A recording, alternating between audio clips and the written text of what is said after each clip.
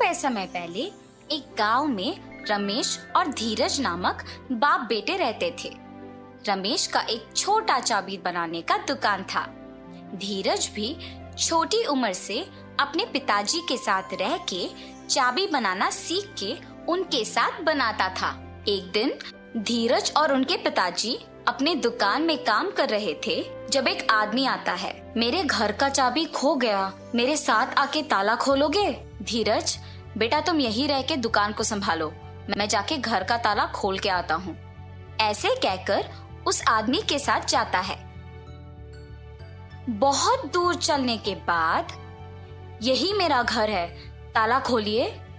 उसी गांव में पले पड़ने के कारण रमेश को उस गांव में रहने वाले सारों के घर अच्छे से पता था।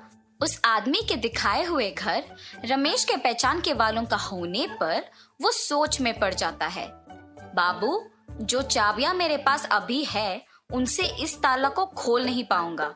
दूसरे चाबियों का गुच्छा घर के पास है, जाके ले आते हैं। ऐसे कहकर उस आदमी को जमींदार के पास लेके जाता है। प्रभु, ये आदमी चाबी खोने का बहाना बना के मेरे पास आया है और मुझे कोई दूसरे आदमी का घर दिखा के खोलने के लिए कहा, इसीलिए मैं इसको आपके पास ले आया।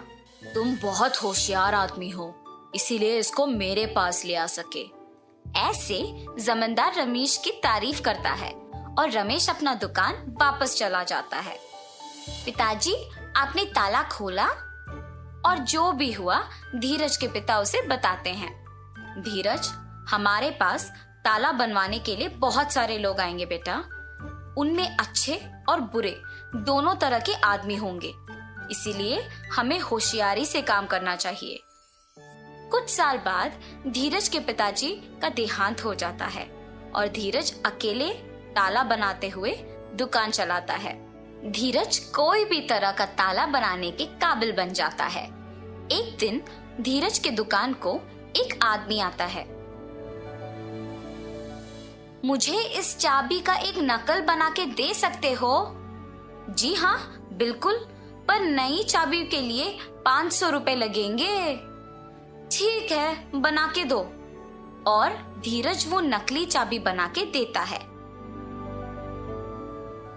और गोपाल पैसे देके वहां से चला जाता है। अगले दिन भी गोपाल धीरज के पास एक और चाबी लेके उसी की तरह एक नया वाला बनाने के लिए कहता है। ऐसे हर रोज गोपाल एक एक चाबी लाके उसका नकल बनाने के लिए धीरज को पैसे देता था। वैसे एक दिन जब गोपाल नया चाबी बनवाने धीरज के दुकान पर आता है, आप हर रोज नई चाबियां बनवाते हो, इतने सारे नकली चाबियों का आप करते क्या हो? चाबियों को खोने का डर से मैं इन्हें ऐसे बनवाते रहता हूँ। ये कहकर चाबी लेके वहां से चला जाता है। एक दिन जमींदार के पास उनके कुछ प्रजा आते हैं। प्रभु, अलमारी का ताला वैसे का वैसा ही है, मगर उसके अंदर का सोना और पैसे गायब हो गए। जी प्रभु, हमारे घरों में भी वही हुआ है। ये सब जमींदार से कह के दुखी होते हैं। तुम्हारे जेवर और पैसे किसने लिए, इसका मैं पता लगाता हूँ। आप लोग मुझ पे भरोसा करके घर वापस जाओ। जमींदार के बातों का यकीन मानकर प्रजा वापस घर जाती है। सैनिकों, तुम लोग भी इनके पीछे पीछे जाओ।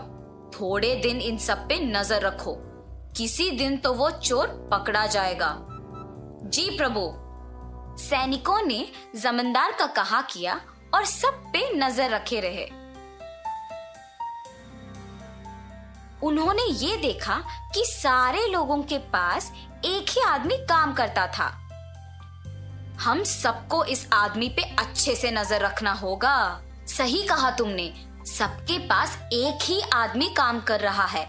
इसको खोए हुए जेवर और पैसों के बारे में जरूर कुछ पता होगा। एक दिन ऐसे ही वो आदमी एक और नकली चाबी बनवाने धीरज के दुकान को जाता है और उसके पीछे ही जमींदार के सैनिक भी जाते हैं। इसका नकली चाबी बना के दोगे?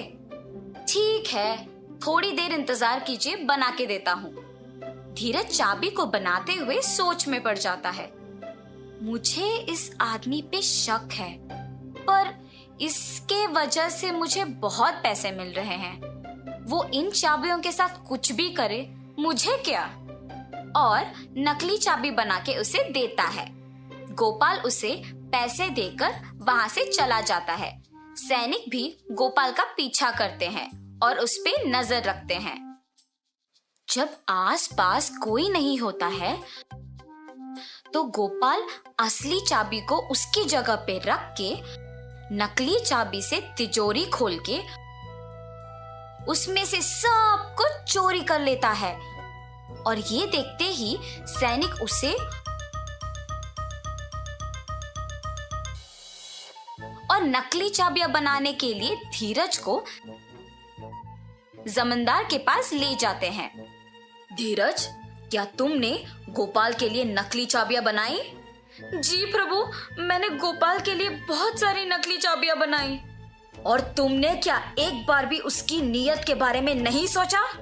मुझे माफ कर दीजिए प्रभु, मैंने सिर्फ पैसों के बारे में सोचा है। पैसों की आशा में मैंने गोपाल पे आए हुए शक को भी नजरअंदाज कर दिया। अगर मैं तभी जमींदार को ये बात बता दिया होता तो अब मुझे ये स्थिति नहीं आती। ऐसे सोचकर दुखी होता है। गोपाल, जिस घर में काम करते हो उसी घर में चोरी करने पर शर्म नहीं आई? मुझे माफ कर दीजिए प्रभु, मुझे मेरी गलती का एहसास हुआ है। आइंदा ऐसे कभी नहीं होगा। धीरज और गोपाल को उनकी गलतियों का एहसास होने पर जमींदार उन्हें माफ कर देता है। ठीक है, अब से तुम दोनों ईमानदारी से काम करोगे। जी प्रभु, अब से मैं पैसों की आशा के लिए गलत रास्ता नहीं पकड़ूंगा और अपना काम इज्जत से करूंगा। अब से मैं किसी को भी धोखा नहीं दूंगा और ईमानदारी से काम करूंगा। ऐसे धीरज और गोपाल अपने अपने काम इज्जत और ईमानदारी से करते हुए खुश रहते हैं। तो इस कहानी का नैतिक क्या है बच्चों? किसी को गलती करते हुए देखना उतना ही गलत है जितना खुद गलती करना होता है। इसीलिए इज्जत और ईमानदारी से काम करो।